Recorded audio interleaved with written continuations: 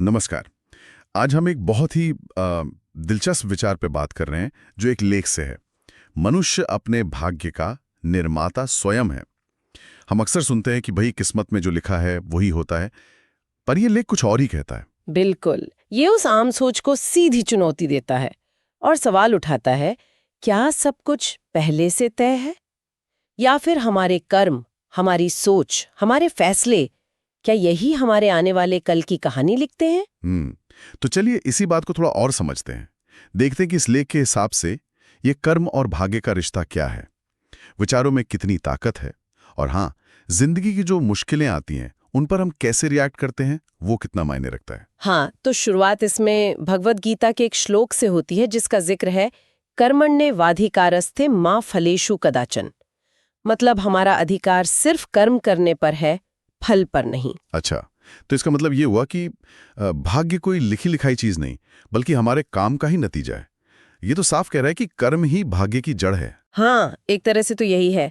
पर यहाँ समझने वाली बात यह है कि कर्म कैसे भविष्य बनाते हैं। ये सिर्फ कुछ करते रहना नहीं है। ये सोच इस बात पर जोर देती है कि हम मतलब हाथ पर हाथ धरे बैठकर किस्मत का इंतजार न करें, बल्कि अपना रास्ता खुद बनाएं।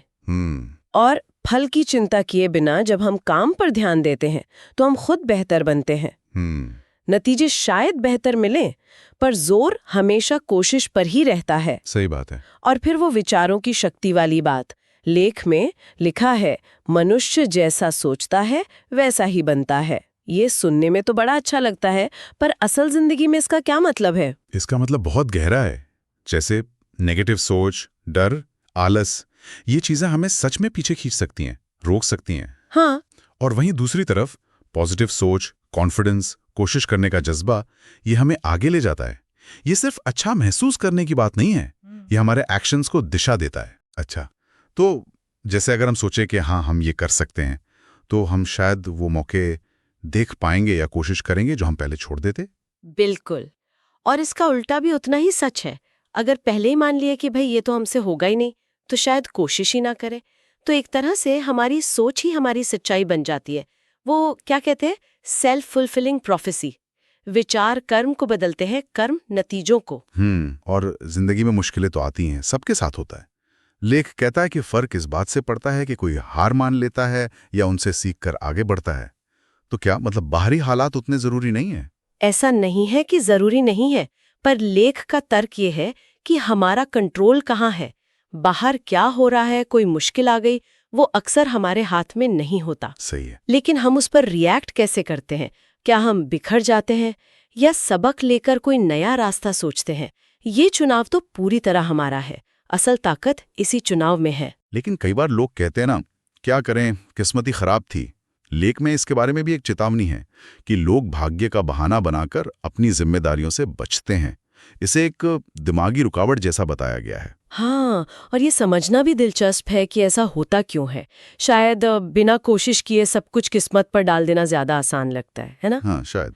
मेहनत नहीं लगती, फेल होने का डर कम लगता है। लेकिन जैसा ये लेख कह रहा है, ये रवैया ही हमारी तरक्की में सबसे बड़ी रुकावट बन सकता है। ये हमें अपनी पूरी क्षमता इस्तेमाल करने से रोकता है। तो अगर हमें वाकई अपने भाग्य का निर्माता बनना है, तो रोज की जिंदगी में क्या कर सकते हैं? कुछ करने लायक बात है? हाँ, इसमें कुछ प्रैक्टिकल चीजें सुझाई गई हैं। जैसे हर दिन कुछ नया सीखें, थोड़ा रुक कर सोचें कि हम कहाँ सही जा रहे हैं, कहाँ गड़बड़ है। छोटे छोटे गोल सेट करें जिन्हें पूरा कर सकें। और हाँ, अपने टाइम का सही इस्तेमाल करें। यानी ये सिर्फ अच्छी आदतें नहीं हैं, बल्कि ये वो औजार हैं जिनसे हम अपने भविष्य को मतलब एक दिशा दे सकते हैं। छोटे कदम, बड़ा बदलाव।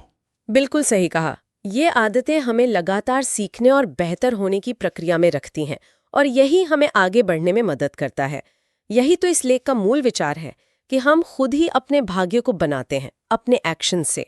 तो इस पूरी बातचीत का निचोड़ यही है कि ये लेख हमें याद दिलाता है, हमारे अंदर अपने जीवन को संवारने की ताकत है।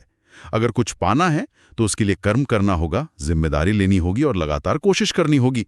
जैसा लेख के आखिर में कहा है, कर्म ही पूजा है और कर्म से ही भाग्य की रचना होती है। और जाते जाते एक सवाल सबके सोचने के लिए छोड़ जाते हैं। अपने कर्म और विचारों पर ध्यान देते हुए हम उन बाहरी हालात के साथ तालमेल कैसे बिठाएं जिन पर हमारा सीधा बस नहीं चलता।